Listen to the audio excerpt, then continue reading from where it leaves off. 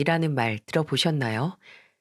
인격이 결여된 자에게 벼슬이나 재능을 전수하지 말며 재주나 지식이 덕을 앞서게 해서는 안 된다는 말로 필히 그런 자가 벼슬에 오르면 본인의 지위와 권력을 아랫사람들에게 복종을 강요하게 될 거라는 말입니다.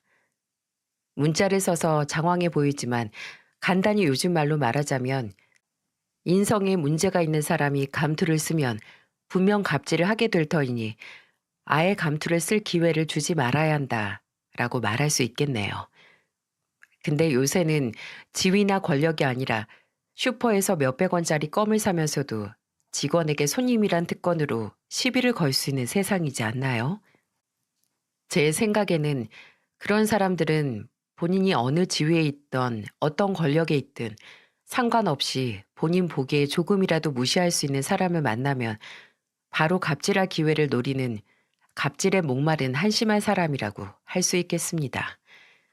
이런 사람들은 씁쓸하지만 제 경험상 바뀌질 않더군요. 이미 본인들은 정당한 권리를 누린다라는 잘못된 가치관을 가지고 있기에 바뀔 마음도 없습니다. 근데 2023년의 시작을 이런 사람들의 잘못된 가치관이 저절로 고쳐지는 씁쓸한 광경을 보게 되어 이렇게 얼마 안 되는 글솜씨로 사연을 보내게 됐습니다. 저는 인간이 추구해야 하는 미덕 중에 가장 중요한 건 겸손이라고 생각했기에 제 자식들에게도 자만심은 너희를 성장시키지 못하는 가장 큰 적이라고 가르쳤습니다. 그렇다고 지나치게 겸손한 게 아니라 적당한 자신감은 꼭 필요하다고 했고요. 저는 늘 애들이 가슴속에 자신감을 가지고 살았으면 좋겠다고 생각을 했던 게 어려서부터 애들이 괜히 엄마 없이 자랐다고 풀이 죽어 다니고 남들보다 뭐가 하나 부족하다고 느끼질 않길 바랐거든요. 아내는 제 아들이 초등학교 6학년 때 췌장암으로 세상을 떠났습니다. 눈을 감는 순간에도 저와 아이들을 걱정했고 그 몹쓸 병과 짧은 인생을 원망하지 않고 오히려 본인이 가면서 세상에 남기고 가는 모든 행복이 우리 가족을 지켜주길 바라는 그런 사람이었습니다. 그래서 저는 늘 아이들에게 말했어요.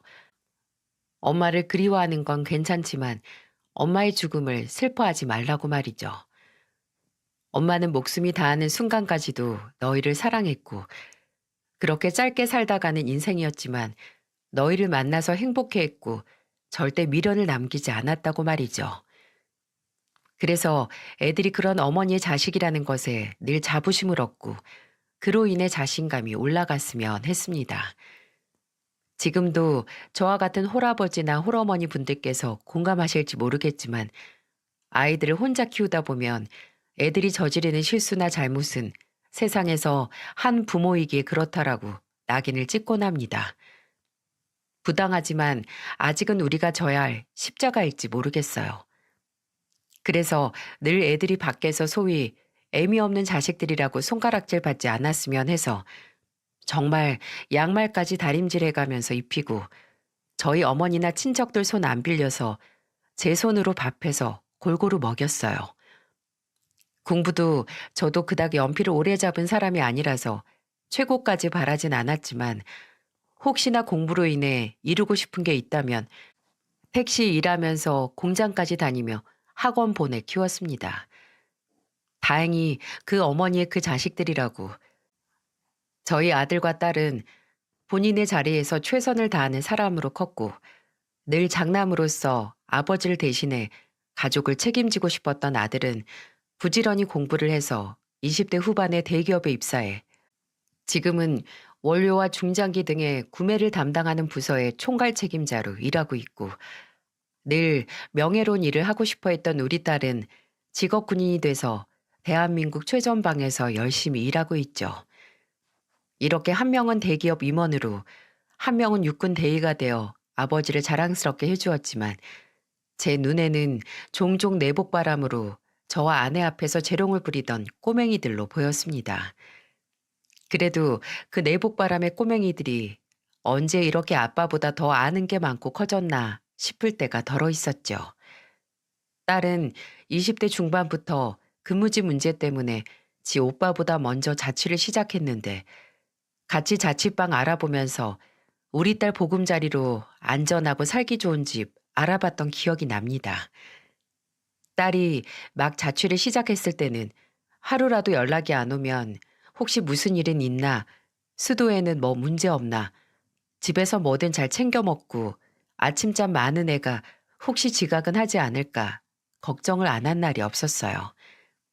근데 막상 주말에 딸 집에 가보니 빨래도 혼자 잘하고 집도 깨끗하고 냉장고에 있는 반찬도 그 전에 채워졌던 것보다 많이 줄어있는 모습을 보고 안심을 했죠. 그리고 딸이 커갈수록 주말마다 집에 올 때마다 잔소리가 늘어나더군요. 아빠, 또 밥 먹으면서 술도 같이 먹어요? 에이, 이게 무슨 술이야? 약주지. 약주는 뭐 술 아니야? 조금이라도 이렇게 매일 술 마시면 몸에 안 좋다니까. 간이 해독할 시간을 줘야죠. 잠깐, 이것 봐. 냉장고에 맥주랑 소주랑 막걸리. 왜 술이 종류별로 다 있어요? 오빠 술도 안 먹는데 다 아빠 거죠? 이거 내가 다 마시고 가야겠어. 아이고, 다 커가지고 아직도 아빠 거 뺏어 먹네.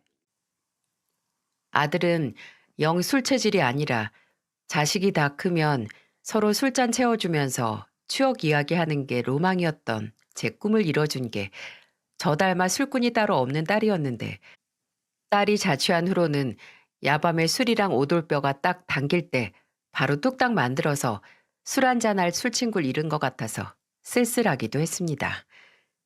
또 자식들이 나보다 더 대단해 보이고 더 커진 것 같이 느낄 때가 내가 해결하지 못하는 걸 쉽게 해결해 줄 때죠. 요즘 같은 시대에 거의 휴대폰이나 뭐 인터넷에 관련된 전부 저보다 자식들이 제게 더 부모의 역할을 해줄 때가 많은데, 아들도 제가 한번 세금 문제가 생겼을 때 바로 아는 세무사 연락해서 문제를 해결해주고, 제가 그저 지나가는 말로 눈이 침침하다, 옆구리가 욱신거린다 하면 집으로 루테인이 배달이 오고 아들이 병원 예약했으니까 건강검진을 받자고 하곤 했습니다. 이럴 때마다 뭐든 해결할 일이 있으면 나부터 찾던 자식들이 이젠 내가 말하지 않아도 나를 챙겨주려고 하는구나 하고 새삼 세월의 변화를 느끼곤 했네요. 그치만 무엇보다 제 자식이 정말 어엿한 어른이 됐다는 기분이 들 때는 바로 자식의 결혼을 지켜볼 때겠죠. 이제 내 손을 떠나 짝을 만나고 자신만의 가정을 꾸리는 자식을 보면 그저 뭔가 한꺼풀 내려놓게 되기도 하고 가슴이 벅차오르기도 하고 서운한 묘한 감정을 느꼈습니다. 아들이 35에 앞으로의 시간을 함께하고 싶은 사람과 결혼을 하는 날, 혼자 혼주석에 앉아서 본인의 신부 앞에서 늠름하게 가슴을 편 아들을 보며 아내와 함께 아들의 첫 초등학교 입학식에 갔던 향수를 느꼈습니다. 이제 내가 아들을 위해 해주는 것보다 아들이 한 가정의 가장으로서 또 훗날 아빠로서 하는 일이 더 많아지겠구나 하면서 시원섭섭한 감정에 젖어들고 있는데, 그때 신랑과 신부가 각자 부모님께 쓴 편지를 읽는 차례였습니다. 말끔하게 머리를 넘기고 턱시도를 입은 아들이 제 앞에 마른 침을 넘기며 마이크에 대고 말하더군요. 결혼을 함으로써 지켜야 할 가족들이 생기는 건 큰 책임감이 필요하고 그만큼 용기가 필요한 일이라고, 몇몇 사람은 그 자체로 부담스럽다는 이야기를 합니다. 하지만 전 불안하지도 두렵지도 않습니다. 이미 어려서부터 좋은 가장은 무엇인지, 좋은 남편은 어떤 남편인지, 그리고 진정 자식을 사랑하는 아버지는 어떤 아버지인지 수십 년에 걸쳐 제게 알려주신 저희 아버지가 계시기 때문이에요. 아버지, 저는 아버지의 둥지를 떠나 한 가정의 가장이 되지만 아무리 시간이 흘러도 삶이 고되고 그럼에도 살아갈 용기가 필요할 때 아버지 그림자를 그리워하고 아버지 뒷모습을 바라보는 아들일 거예요. 이렇게 든든한 아들 곁에 선 며느리도 제 아들이 전혀 아깝지 않을 정도로 능력 있고 인성은 말도 못하게 좋은 남의 집 귀한 딸이었습니다. 이제는 저희 집 맏며느리가 됐네요. 며느리는 대한민국의 경찰로서 여성 청소년기에 근무를 하고 있었어요. 며느리가 가족이 된 후로 저희 집에는 재미있는 일종의 연례 행사가 생겼는데요. 명절이나 아니면 그냥 주말에 제 집에 아들과 며느리 그리고 딸이 생기면 늘 하는 게임 내지는 내기가 있었어요. 처음에는 그냥 아무것도 아닌 딸과 며느리의 대화에서 시작하게 됐죠. 언니도 체력 검사할 때 제일 자신 있는 종목 있었어요? 전부 자신 있긴 했는데 팔굽혀펴기는 제 동기들 중 1등이었어요. 1분에 웬만한 남자들보다 많이 했으니까. 오, 몇 개요? 나도 팔굽혀펴기는 자신 있는데 60개는 가볍게 넘죠. 언니, 난 이미 고등학교 체력장에서 70개 거뜬히 한 애예요. 아니, 그 정도는 가볍게 한다는 거고 아마 누가 안 말리면 계속 할걸요? 그럼 우리 여기서 한번 해볼래요? 1분 딱 재놓고요. 놀라시겠지만 이게 며느리가 결혼 전 처음 아들과 함께 집에 인사를 하러 왔을 때 생긴 일이었어요. 딸의 가벼운 도발에 며느리가 넘어간 거죠. 알고 보니 며느리는 제 딸과 성격이 아주 비슷하더라고요. 승부욕도 강하고 호기심도 강하고 뭐든 한번 해봐야 직성이 풀리는 아주 끈기가 있는 시원시원한 성격이었어요. 상견례 때 사부인께 들어보니 며느리가 걷기 시작했을 때부터 늘 집에 구급약 세트가 항시 구비가 돼 있어야 했다고 하더라고요. 말도 마세요, 사돈어른. 지나 얘가 초등학교 2학년 때인가 놀이터에서 지 친구들이랑 그네 타면서 누가 더 높이 올라가나 내기를 했는데 아주 이기겠다고 별수를 다 쓰다가 제일 꼭대기 올라갔을 때 뒤로 넘어가서 떨어졌잖아요. 오른쪽 팔이 금 가서 깁스한 꼴로 제일 먼저 한 말이 뭔 줄 아세요? 엄마, 재윤이한테 이번 내기 내가 이겼나 물어봐. 난 기억이 안 나서 모르겠어. 하하하하. 우리 며느리가 아주 승부근성이 대단하네요, 사부인. 걱정 마십시오. 그 마음 제가 제일 잘합니다. 제 딸도 초등학교 때 운동장에서 이 철봉이 누가 오래 거꾸로 매달려 있나 내기하다가 글쎄 머리에 피가 쏠린 채로 한참을 있어서 그대로 기절했었습니다. 저희가 서로 아주 비슷한 딸 자식들을 키우고 있었네요. 그런 딸과 며느리가 만나 이제 집안에서 연례 행사를 만든 거죠. 서로 운동 종목으로 내기를 하는데 그 전에 졌던 사람이 그날 가족들 다 같이 먹을 치킨과 맥주를 사고 다음에 만났을 때 또 내기를 할 종목을 정해오는 거죠. 사실 처음에는 저하고 아들도 끼워서 했습니다. 근데 저랑 아들이 돌아가면서 치킨을 사게 되더라고요. 그래서 그냥 며느리랑 딸 둘이서 대결하게 하고 저하고 아들은 심판을 보거나 10,000원씩 30,000원씩 돈을 걸기도 했어요. 여보, 지금 아가씨한테 돈 건 거야? 아버님은 내 편이신데? 여보가 몰라서 그래. 준이가 일단 아버지를 닮아서 뼈가 타고났어. 제 중학교에도 팔씨름으로 학교 남자애들 울리고 다닌 애라니까. 진아야, 내가 응원해 줄 테니까 지 마누라도 못 믿는 그런 녀석 코를 아주 납작하게 눌러줘라. 내가 돈 따면 너 주마. 마치 라이벌 같던 딸과 며느리는 서로의 승부욕을 채워주다 누구보다 가까운 자매 같은 친구가 됐어요. 지금까지도 같이 운동을 하러 다니곤 하죠. 나이가 들어가는 행복 중 하나가 이런 게 아닌가 싶습니다. 내가 일군 가족 틈에 둘러싸여서 내 자식들과 그 배우자들이 함께 일상을 공유하고 소소한 재미를 누리며 사는 걸 보며 기뻐하는 것 말이죠. 하지만 아직 70도 넘기지 않은 나이, 100세 시대에 벌써 은퇴를 하고 하루 절반을 집에서 보내기엔 너무도 젊은 나이죠. 사실 아들은 결혼 후 3년 뒤 손자가 태어나고 나서부터 늘 제게 합가를 하자고 했습니다. 그리고 웬만해서는 하루 종일 일을 하기보단 그저 취미로 소소한 일을 하길 바랬어요. 근데 저는 아직 자식들에게 얹혀 살 생각은 없었거든요. 물론 아들이 얹혀 살라는 게 아니라 같이 서로 돕고 도우며 살자는 걸 알지만 사람 마음이 그렇지 않나요? 어차피 나는 더 늙어가고 언젠가 자식들 없으면 적적하고 하지 못하는 게 많은 나이가 될 텐데 그걸 너무 일찍 앞당기고 싶지 않았습니다. 아들 나이도 이제 40이 넘어가고 있는데 저는 네가 내 나이쯤 되면 그때 나 모시고 살아라 했습니다. 혼자 살 수 있는 나이에 조금 더 버텨보고 싶었거든요. 그래서 60대 중반에 아파트 경비 일을 새롭게 시작을 했죠. 예전에 같이 택시를 하다 연을 이어온 친구 하나가 그 아파트 관리사무소에서 일을 했는데 소개를 해줘서 시작을 하게 됐습니다. 제가 워낙 사람 만나는 것도 좋아해서 아파트 경비 일은 제게 딱 알맞는 일이었어요. 그리고 어느 직장이나 내게 늘 따뜻하게 해주고 당연하게 날 인간 대 인간으로 봐주는 사람들이 있듯이 조금이라도 내가 이 사람보다 위라고 느껴진다면 무시하다 못해 아주 지려밟으려는 족속들이 있기 마련이죠. 사람 사는 아파트도 마찬가지였습니다. 좋은 분들은 그야말로 아무리 힘들어도 일할 힘을 주는 그런 분들이에요.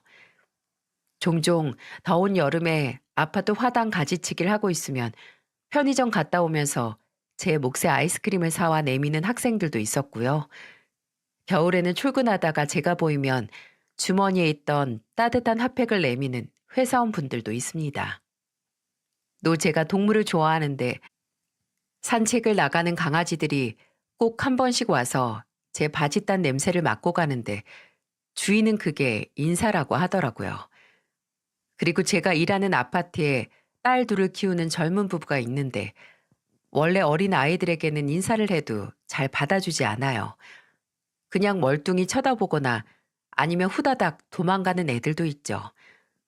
어린 아이들이니 그런가 보다 하는데 그 집 딸들은 저만 보면 배꼽 인사를 꾸벅합니다. 지금은 초등학생이지만 저와 처음 봤을 때는 병아리 같은 유치원생이었거든요.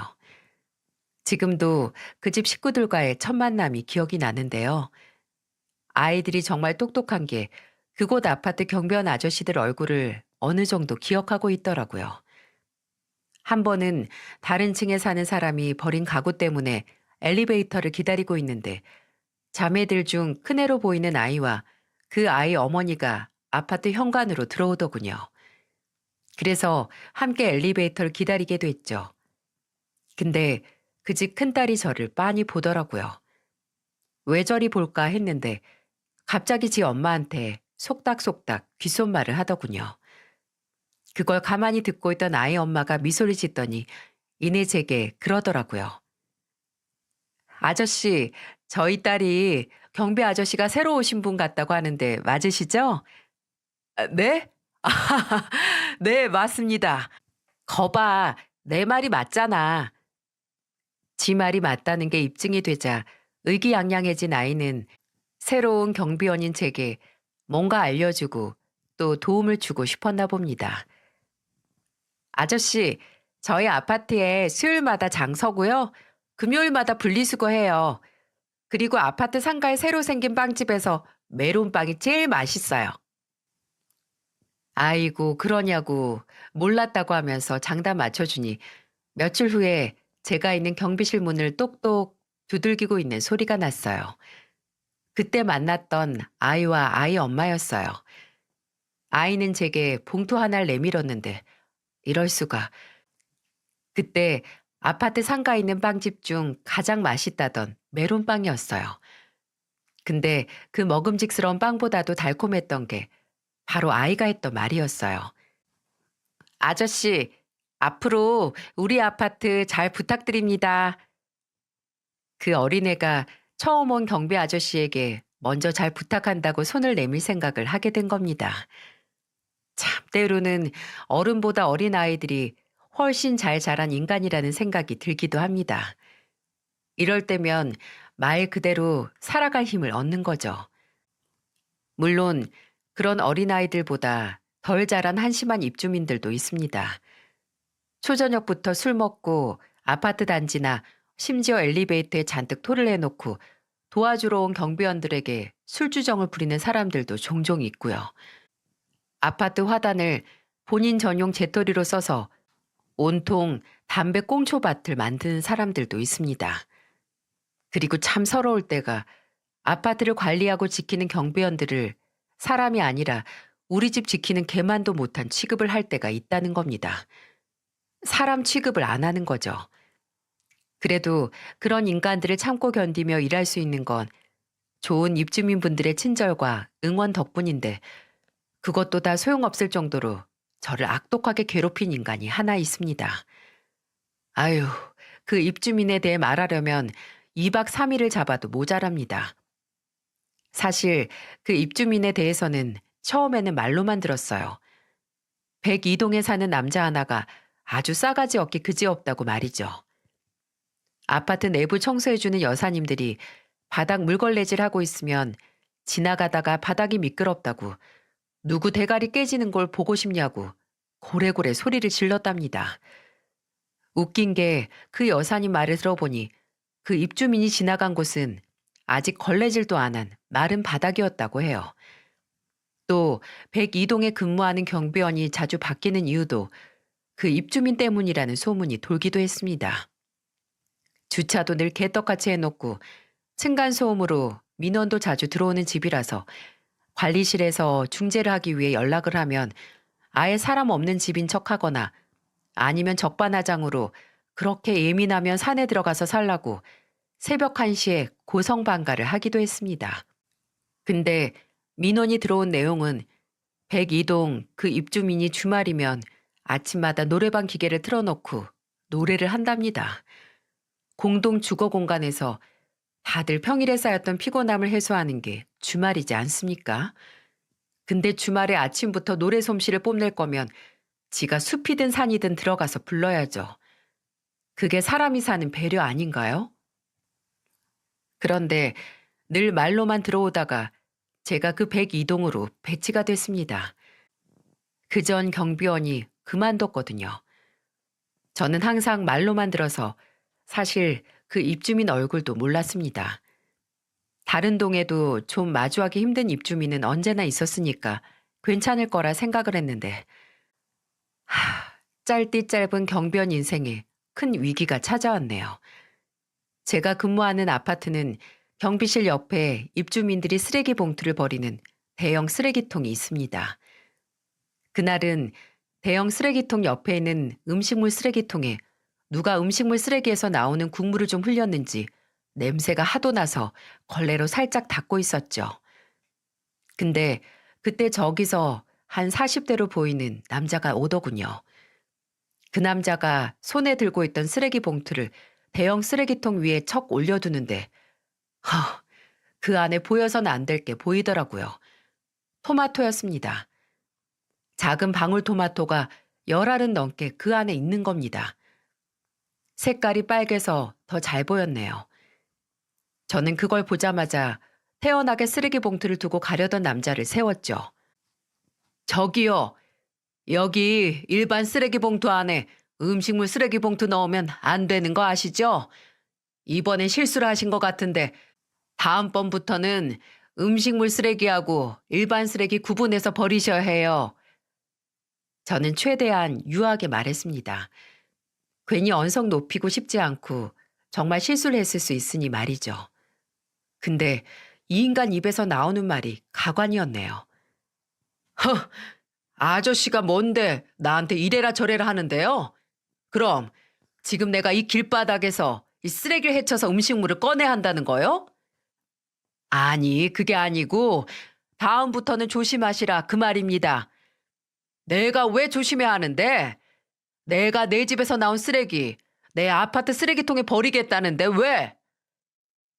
예전에 제 딸이 제게 재밌는 말을 해준 적이 있습니다. 말해도 못 알아먹는 인간들에게는 이길 자신이 없다는 말이었죠. 그때 제 눈앞에 눈을 부라리며 아버지 버린 제게 한 채의 망설임 없이 반말을 하며 서 있는 그 남자가 바로 그런 인간이었습니다. 그리고 그 순간 감이 딱 오더라고요. 아, 아파트에 소문이 난 진상 중에 진상인 102동 입주민이 저 남자구나 하고요. 제가 말문이 막혀서 가만히 있자 그 입주민은 바닥에 침을 퇴 뱉고 가는데 60여 년을 살다가 처음 느껴보는 모멸감이었네요. 그 후로도 입주민은 다양한 형태로 저를 괴롭혔습니다. 한 번은 다짜고짜 경비실을 찾아와서 문을 쾅쾅 두들기면서 제게 훔쳐간 택배를 내놓으라는 겁니다. 분명 시킨 택배가 배송이 완료됐는데 집 앞에 없다고 필히 아파트 현관을 자유롭게 드나드는 경비원인 제가 가져갔다는 거예요.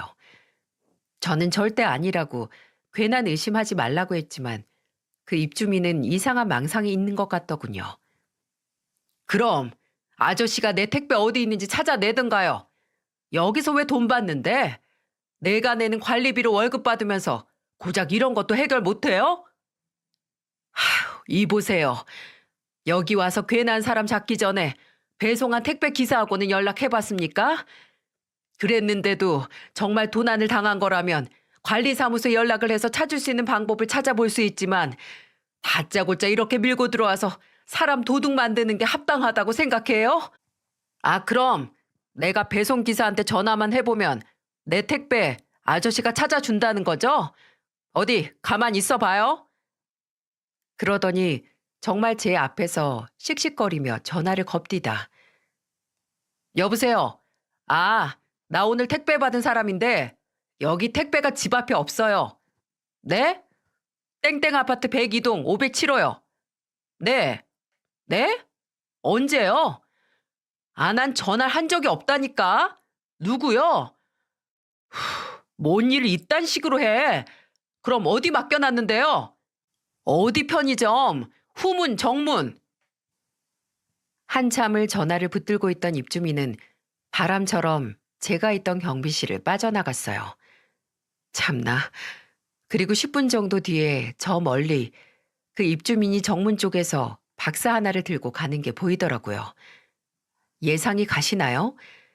그 입주민 가족들 중 한 명하고 이미 택배를 편의점에 맡기기로 했는데 그걸 모르고 택배가 도난당했다고 생각을 해서 저한테 와서 그 난리를 부린 거예요. 제 아들 버린 인간이 그따위로 사는 걸 보며 저런 인간은 가족한테도 저럴까? 부모한테도 저럴까? 대체 부모는 저놈을 어떻게 키운 걸까? 의문이 들었습니다. 그 후로도 주차, 쓰레기, 다른 정상적인 입주민과 시비가 붙기도 하고 심지어 엘리베이터에 구비된 손소독제로도 시비를 걸더군요. 한 번은 또 경비실을 찾아와서 또 무슨 꼴장을 부리려고 저러나 했는데 갑자기 겨울 파카를 몇 벌 제게 내밀었습니다. 지 아버지가 안 입는 옷인데 입을 거면 입으라고요. 근데 가까이만 와도 나프탈렌 냄새가 풀풀 풍기고 훑어봐도 바느질이 터져서 안에 있는 솜이 삐죽 나와 있는 그런 옷을 누가 입습니까? 누가 봐도 이제 버려야 할 옷을 지가 사는 아파트 지키는 제가 넙죽 받아서 입을 거라고 생각했나 봅니다. 갑질에 이어 너절한 생색까지 하려고 한 거죠. 근데 저는 이미 제 딸이 사준 좋은 브랜드의 질 좋은 파카가 있었거든요. 그래서 그 입주민에게 그 옷들 다시 떠넘기면서 말했습니다. 됐습니다. 저는 백화점 브랜드 아니면 안 입거든요. 그리고 웬만하면 아버지께 더 좋은 옷 좀 사드리세요. 한철 입고 버리는 게 아니라 오래오래 입으시게. 그리고 경비실 벽에 걸려있는 제 파카를 가리켰죠. 브랜드 로고가 잘 보이는 파카를 말입니다. 사실 옷이야 그냥 입을 수만 있으면 된다는 주의인데 그렇게 무시를 하니 이렇게라도 말해야 제 장이 꼬이지 않을 것 같더라고요. 그 입주민은 가자미 같은 눈으로 저를 훑어보더니 바로 경비실을 나가 옆에 있는 헌옷 수거함에 그 옷을 넣고 갔습니다. 버르장머리 없는 놈. 그래도 그런 악독한 입주민을 제 딴에는 어느 정도 무시하고 잘 대처를 한다고 생각을 했습니다. 똥이 무서워서 피하는 게 아니고 더러워서 피하는 거고 그런 놈 하나에 휘둘리기엔 제 자존심도 허락을 하지 못했죠. 근데 사건이 터졌습니다. 사건이 터지고 제 억장도 터졌네요. 그날은 금요일 아파트 분리수거가 있는 날이었습니다. 오후 4시부터 분리수거를 할 공간을 만들어 놓으면 아파트 주민들이 하나둘 나와 집에 일주일간 모아둔 분리수거 대상 쓰레기를 각자 알아서 분류를 하기 시작하죠. 저는 그곳에서 분리수거가 잘 되고 있는지 보고 주민들을 도와주는데 저녁 7시부터 9시까지가 사람이 가장 많이 몰리는 시간이에요. 한창 입주민들이 미처 떼지 못한 박스에 남은 테이프들을 떼고 다 찬 분리수거 주머니를 묶고 새로 빈 주머니를 설치를 하고 있었습니다. 근데 그때 그 문제 입주민이 저 멀리서 큰 종이 박스를 들고 오더군요. 근데 가까워질수록 그 박스 안에 있는 게 뭔지 보이는데 비닐, 플라스틱, 캔, 스티로폼 등등 분리수거 대상인 쓰레기들이 한 무더기 들어있더라고요. 근데 그 안에 과일 껍질이 비닐에 뭉쳐서 함께 있는 겁니다. 심지어 그 박스를 그냥 바닥에 두고 그냥 가요. 아니, 다른 사람들 다 본인들 집에서 가지고 나온 쓰레기 알아서 분리하는데 심지어 어린애도 지 아빠 따라 나와서 쓰레기 분리하는 거 돕는데 나이 처먹고 그거 하나 하기 귀찮아서 그러고 갑니까? 당당하게 쓰레기를 아주 뭉텅이로 투척을 하고 가는 걸 보고 화가 머리끝까지 나서 그 입주민을 불렀습니다. 저기요, 이거 분류 안 하고 들어갈 겁니까? 제 말에 돌아본 입주민은 제 얼굴을 보고 아주 성가시다는 표정으로 삐딱하게 말하더군요. 아, 아저씨가 해요. 내가 여기 앞까지 가져다 놨으면 아저씨가 해야죠. 아니, 여기 다른 사람들은 시간이 남아 돌아서 이러고 있습니까? 자기 집 쓰레기라서 직접 분류를 하는 건데 그쪽은 뭐가 문제라서 매번 쓰레기 문제로 이래요. 그리고 가져올 거면 좀 제대로 가져오든가. 이 박스 안에 이거 사과 껍질이잖아요. 아, 진짜? 이 아저씨가 보자 하니까 사과 껍질이 뭐? 왜 다른 사람들은 뭐라 안 하는데 아저씨만 나한테 시비인데? 다른 사람들이 괜히 아무 말 안 했는 줄 압니까? 그쪽이 이렇게 무대뽀로 막대 먹게 나오니까 더러워서 그냥 피한 거지. 와, 이 아저씨 진짜 안 되겠네. 밥 벌어먹고 살기 싫어? 내가 관리 사무실에 연락 한번 하고 입주민 게시판에 글 한번 올리면 당신 모가지야 모가지. 당신처럼 입주민에 대한 봉사정신이 없는 인간은 그냥 밥도 못 벌어먹게 해야 돼. 알아? 허, 봉사정신 좋아하네. 야 이놈아, 네 놈 집에서 나오는 더러운 쓰레기 대신 버려주는 게 네가 생각하는 봉사정신이냐? 하, 참 네 놈 부모님이 딱하다 딱해. 아들 자식이 밖에서 이리 무식하게 살면서 사람들한테 욕 얻어먹고 사는데 얼마나 통탄스러울고 이러려고 열심히 키운 건 아닐 텐데. 야, 너 다시 한번 말해봐. 뭐? 우리 부모님이 딱해? 다시 듣고 싶으면 내가 얼마든지 다시 말해줄게. 아들이란 놈이 어디서 대접도 못 받다가 고작 아파트 관리비 몇 푼으로 사람 사서 노예처럼 부려먹으면서 부족한 자신감 채우고 다니는 걸 보니 그 아들 키운 부모님이 불쌍하고 딱하다고. 그 말을 하고 나서 바로 눈앞이 번쩍거렸습니다. 입안에서 쇠맛이 감돌았고 저는 그대로 바닥에 쓰러졌죠. 주변에서 비명소리와 커다란 말소리가 들렸지만 바로 머리를 강하게 울리는 충격에 상황을 파악하지 못했어요. 그 악독한 입주민이 가까이서 무서운 얼굴로 제게 달려들고 온몸에 주먹질을 하고 발길질을 당하면서 아, 이놈이 이제 폭력까지 쓰는구나 했습니다. 다행히 주변에 사람이 많아서 바로 그 입주민을 말리긴 했지만 이미 제 머리와 코에서 피가 흐르는 걸 알 수 있었고 갈비뼈의 통증까지 느껴졌어요. 말리던 사람들 중 하나가 감사하게도 신속하게 경찰과 구급차를 불러 저는 병원으로 이송이 됐고 저를 폭행한 입주민은 모든 광경을 지켜보던 다른 입주민의 증언으로 경찰서로 바로 조사를 받기 위해 갔다고 합니다. 저는 병원에서 전치 3주의 진단을 받았죠. 갈비뼈는 다행히 실금만 갔지만 저도 나이가 나이인지라 숨 쉴 때 통증이 느껴졌어요. 병원에서 연락을 받고 바로 달려온 아들과 며느리는 저를 보고 얼굴이 시뻘겋게 달아오를 정도로 화를 냈죠. 특히나 아들은 당장 아버지를 때린 그놈에게 가서 가만히 안 두겠다고 하더군요. 아버지, 그놈 몇 동 몇 호 살아요? 네? 나 그 자식 가만히 안 놔둬요. 절대 이대로 못 넘어간다고요. 여보, 일단 진정해봐. 경찰 조사했다잖아. 거기 입주민 중 한 분이 폭행 장면 동영상도 남겨서 전달했다고 하니까 사건 접수 바로 될 거야. 그래, 못하러 그놈한테 가. 너도 무슨 꼴을 당하려고.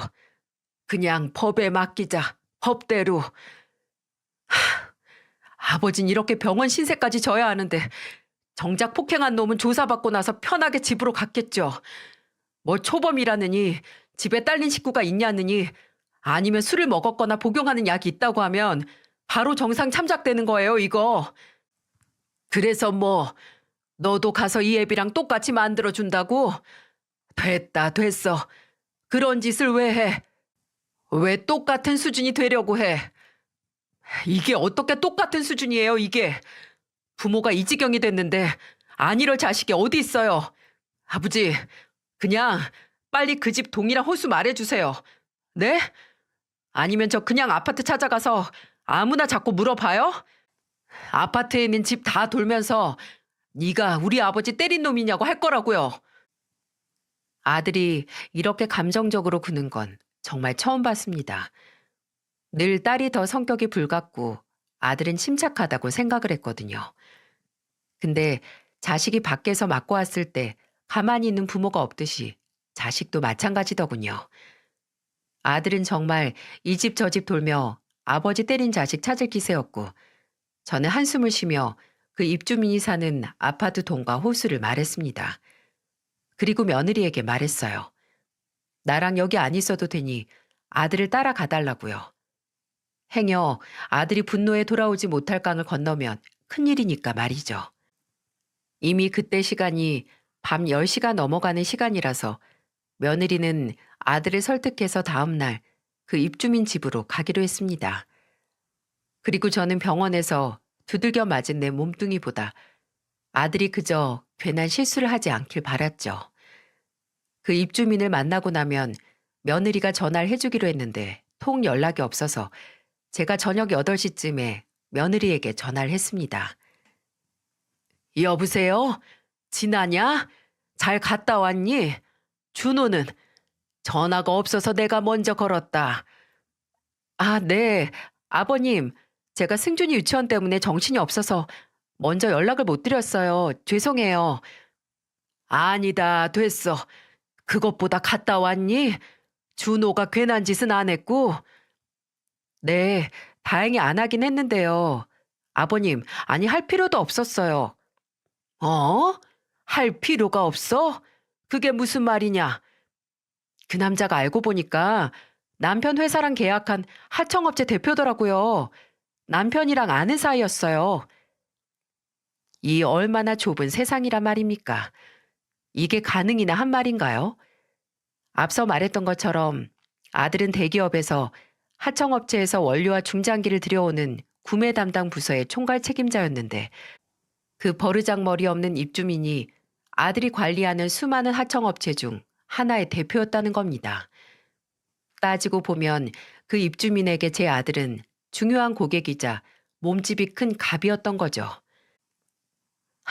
저는 새삼 사람이 죄를 짓고 살면 안 된다는 걸 느꼈습니다.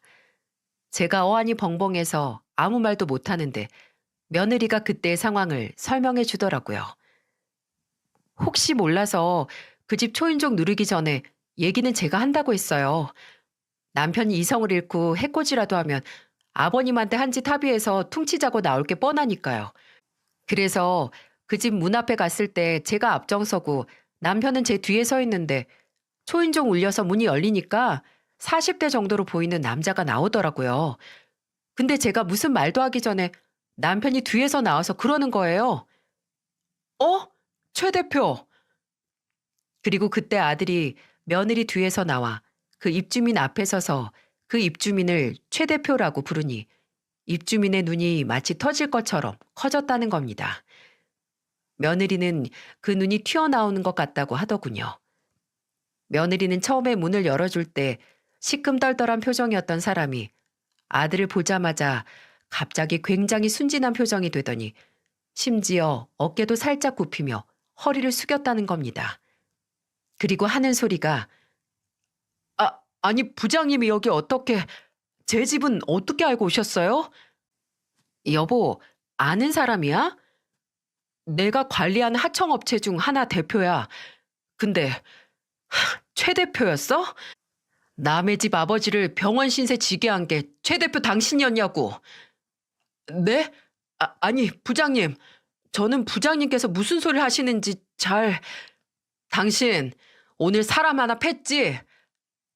패다뇨. 그냥 작은 언쟁이 하나 있었는데. 아니, 그것보다 그건 어떻게 알고 오신 거예요? 그리고 부장님하고 그게 무슨 연관이 있는지. 연관이야 많지. 당신이 오늘 그 작은 언쟁을 해서 병원에 실려간 사람이 내 아버지거든. 네? 아버지? 그럼 그 경비 아저씨가 부장님 아버님이란 말이세요? 아니, 저는 전혀. 그래, 몰랐겠죠. 근데 내 아버지란 걸 몰랐어도 사람이 그러면 안 되는 거 아닌가? 당신 우리 아버지 오래 괴롭혔다며? 심지어 여기 경비원 분들까지 당신이 얼마나 성가시고 지겨운 인간인지 다 알던데. 일적으로 만나면 그렇게 겸손하고 매너 있는 척하더니 사생활은 아주 엉망인가 봐요? 그게 아니고 부장님, 저는 뵀습니다. 우리 아버지를 두들겨 팬 사람이 최 대표 당신이란 것만 알아도 되죠. 근데 나는 도통 아버지 버린 어르신을 두들겨 패는 사람이 대표로 있는 업체하고는 계약을 더는 지속하고 싶지가 않네요. 아니 대표님, 그게 무슨 말씀이세요? 이런 사적인 일로 계약을 해지하시겠다고요? 해지한다고는 안 했습니다. 그것보다는 남은 계약 기간 끝나고 재계약에 대해 고려를 해보겠죠. 그게 부당하다고 생각하면 어디 그전보다 더 열심히 일하던가요. 사적인 감정 사라지게 일적으로 잘 해보시라고요. 그렇게 말하고 아들과 며느리는 그 입주민 집 앞에서 떠났다고 하네요. 아예 무릎 꿇고 아들의 바짓가랑이라도 잡을 기세였지만 아들은 뒤도 보지 않고 떠났다고요. 근데 아들의 방문은 효과가 대단했습니다. 그 다음 날 제가 입원하고 3일째 되는 날 그 입주민이 제가 입원한 병실에 찾아왔거든요. 믿어지시나요? 근데도 예의 없는 버릇은 사라지지 않는지 예고도 없이 다짜고짜 무릎을 꿇더니 손이 발이 되게 싹싹 빌기 시작했어요. 아저씨, 아니 어르신, 제가 정말 죽을 죄를 지었습니다. 김 부장님 아버님인 줄도 모르고 제가 큰 실수를, 아니 결례를 범했습니다. 정말 죄송합니다.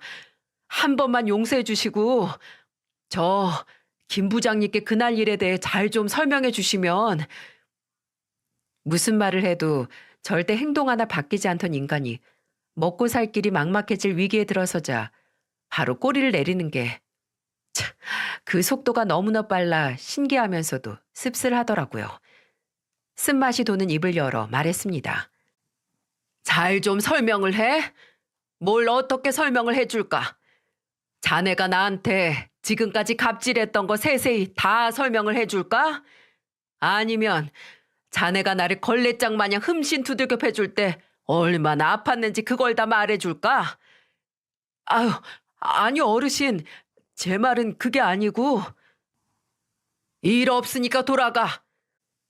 고작 이런 사과 한 번에 지금까지 자네가 나한테 그리고 다른 경비원들이나 입주민들한테 했던 잘못들 없어지는 거 아니니까 헛짓거리 하지 말고 가라고.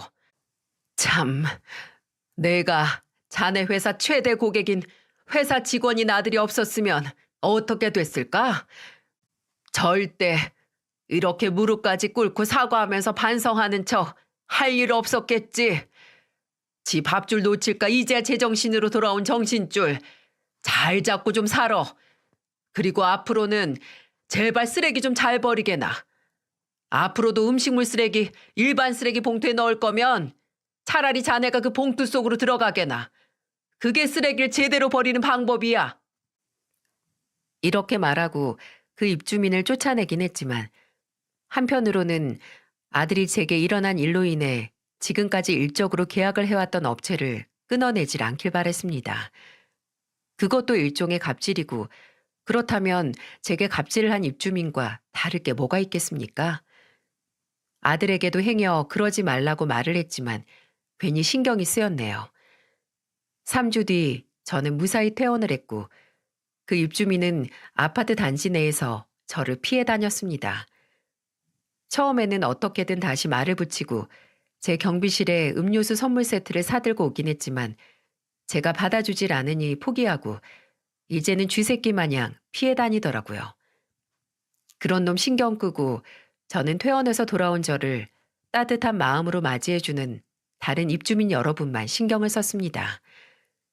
그리고 올해 2월에 제 우려와 달리 아들은 그 입주민의 업체와 계약을 종료했다고 하더군요. 제가 아들에게 뭐하러 그러냐고 그래도 사람 밥줄을 건드리면 안 된다고 했지만 아들은 걱정 말라고 원래 직원들 사이에서도 그 업체와 재계약을 안 해야겠다는 이야기가 오고 갔었고 어차피 그렇게 됐을 거였으니 걱정 말라고 하더라고요. 아들이 그렇게 말을 했지만 며느리에게 들어보니 제가 두들겨 맞는 사건이 있고 나서 계약이 종료될 때까지 아들이 부서 내에서 그 하청업체에게 거래된 제조품 품질에 대해 그 전과는 다른 높은 수준을 요구한 건 사실이라고 하더라고요. 며느리는 그래도 경영 간섭은 안 하고 끝났다고 했지만 마음이 썩 편치만은 않았습니다. 그리고 무엇보다 갑질을 정신 차리게 하는 게 갑질인 것도 제 입안을 쓰게 만들더군요. 정말 이 방법밖에 없는지 생각이 들다가도 또 제가 만일 아들의 입장이었다면 밖에서 지독한 갑질에 상해까지 입은 내 가족을 위해 못할 짓이 없었겠지 하는 생각이 들어 이해가 되기도 합니다. 지금도 그 입주민은 제 눈을 피해 다니는데 예전에는 그 입주민을 탐탁지 않은 눈으로 봤다면 지금은 좀 딱한 눈빛으로 보고 있어요. 저를 걱정했던 입주민 중 한 분이 제게 와서 문제 입주민이 그 집을 내놨다는 소문이 있다고 하는데 소문이든 아니든 그 입주민이 어디에 있고 또 어디를 가든 다시는 저열한 갑질을 안 하길 바라겠습니다. 본인도 한 번 당해봤으니 조금이라도 생각이 있다면 뭔가 느낀 게 있겠죠. 제가 그 일이 있고서도 계속 아파트에서 경비를 하는 걸 보고 늘 제가 경비를 하는 걸 신경 쓰고 있던 아들도 제가 얼마나 그 일을 좋아하는지 느꼈나 봅니다. 이제는 같이 식사를 하다가도 언제까지 그 일을 할 거냐는 말은 꺼내지 않네요. 아마 거동이 불편하기 전까지는 이 일을 하지 않을까 합니다. 아무리 그런 사건이 있었어도 저는 제 일을 좋아하고 충분한 보람을 느끼고 있으니 말이죠. 부디 앞으로는 세상에 부당한 갑질이 조금이라도 근절되길 바라며 이 글을 마치겠습니다. 끝까지 제 이야기를 들어주신 여러분께 감사하다는 말씀을 전합니다.